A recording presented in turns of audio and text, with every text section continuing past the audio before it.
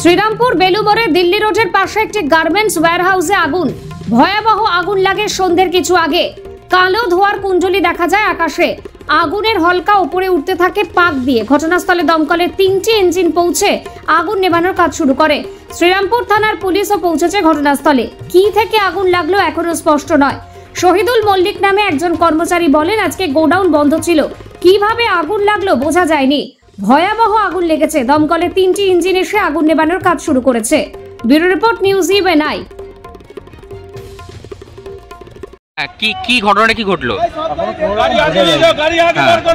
কি হয়েছে আজকে বন্ধ ছিল, তার কারণে এখন বোঝা যাচ্ছে না। যতক্ষণ না ফায়ার ব্রিগেড এখন কন্ট্রোল না করতে পারে কিছু।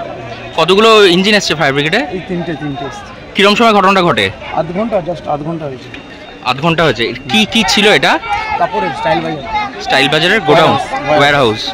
মানে একেবারে তো ভয়াবহ আগুনের রূপ দেখায়। ভয়াবহ একদম। কি নাম আপনার? আমার নাম শহীদুল মল্লিক। আপনি এখানে কর্মচারী? আমি কোম্পানির সঙ্গে কাজ করি, যুক্ত হয়ে। ঠিক।